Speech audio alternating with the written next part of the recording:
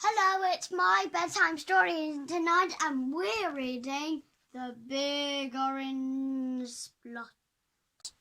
The Big Orange Splot by Daniel Pinkwater. Mr. Plumbean lived on a street where all the houses were the same.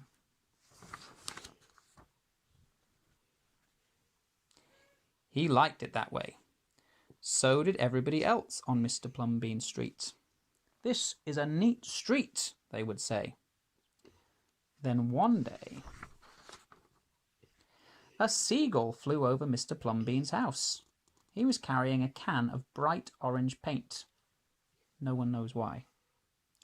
And he dropped the can, no one knows why, right over Mr. Plumbean's house. Splot! It made a big orange splot on Mr. Plumbean's house. "Ooh, too bad," everybody said. "Mr. Plumbean will have to paint his house again." "I suppose I will," said Mr. Plumbean. But he didn't paint his house right away. He looked at the big orange splot for a long time, and then he went about his business. The neighbours got tired of seeing that big orange splot. Someone said, "Mr. Plumbean, we wish you'd get around to painting your house." "Okay," said Mr. Plumbean. He got some blue paint and some white paint, and that night he got busy. He painted at night because it was cooler. When the paint was gone, the roof was blue, the walls were white, and the big orange splot was still there. Then he got some more paint. He got red paint, yellow paint, green paint, and purple paint.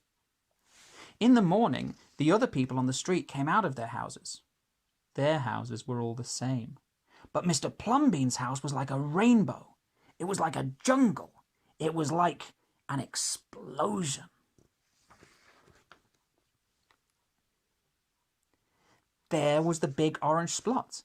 And there were little orange splots. There were stripes. There were pictures of elephants and lions and pretty girls and steam shovels. And the people said, "Plumbean's popped his cork, flipped his wig, blown his stack and dropped his stopper." They went away muttering. That day Mr. Plumbean bought carpenter's tools. That night he built a tower on top of his roof, and he painted a clock on the tower. And the next day the people said, "Plumbean has gushed his mush, he's lost his marbles, slipped his hawser." And they decided they would pretend not to notice.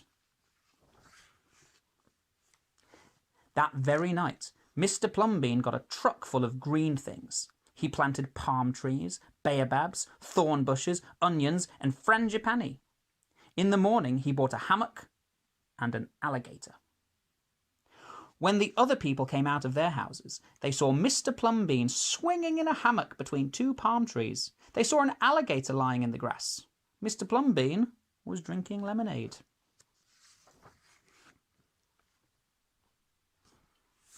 "Plumbean's gone too far. This used to be a neat street. Plumbean, what have you done to your house?" the people shouted. "My house is me, and I am it.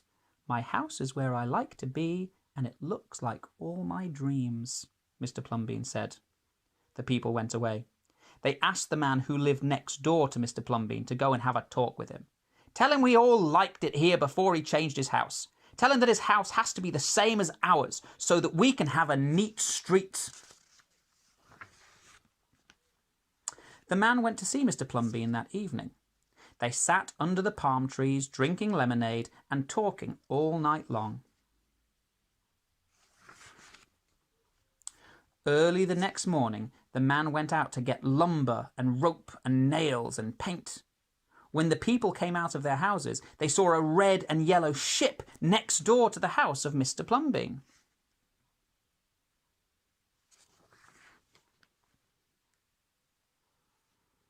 "What have you done to your house?" they shouted at the man. "My house is me, and I am it. My house is where I like to be, and it looks like all my dreams," said the man, who had always loved ships.